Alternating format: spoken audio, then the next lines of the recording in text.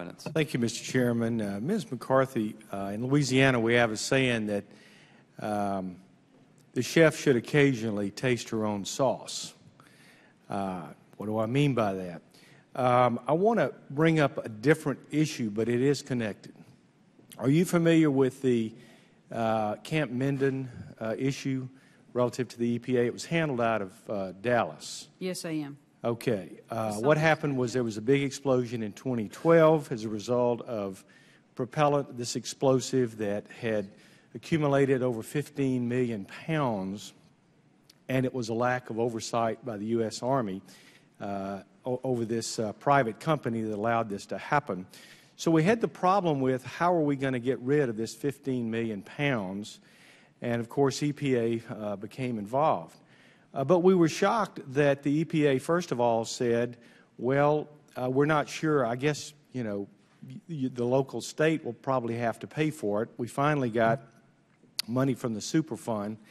But then after analysis, the EPA said, we're just going to burn it in the open, which means all of these toxic substances, arsenic, lead, whatever, going into the air and into our ground and into our water. Now, I think back about the coal industry that's been more or less severely hampered, if not shut down, because of CO2 emissions, which certainly is not as toxic, if toxic at all, as arsenic and lead.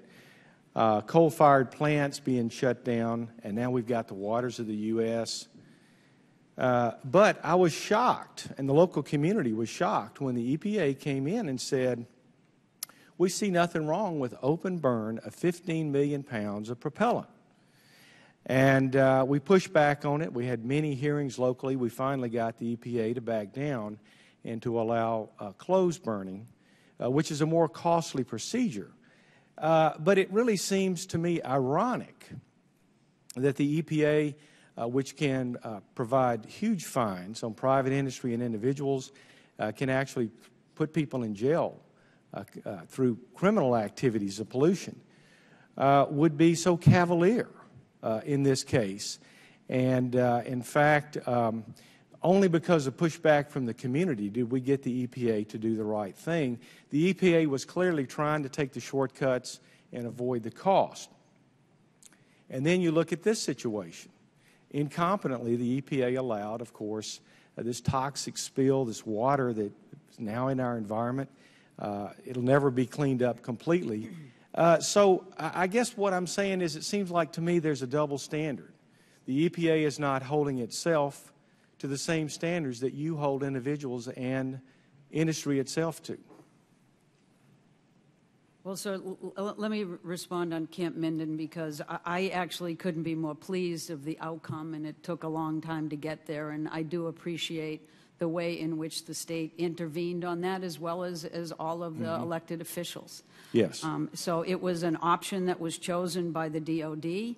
It was not an uncontrolled burn, but I think we've ended up in a much better place, and one that the community really participated wonderfully well in, and I couldn't be more pleased. Now, in terms of this effort, you know, I want you to understand, and I'm sure that you do, that EPA's job was to try to support an effort to address what we knew was almost a likely inevitability of a blowout at that mine, as well as knowing that the river was being damaged each and every day as a result of the mining in the upper Animas. Should that spill have occurred? No. Are we going to figure out whether we could have done something about it, done something different? Well, but here's my question, Ms. McCarthy. I appreciate that. My question is that private citizens, Americans, and companies are held to a high standard, and the punishments are severe.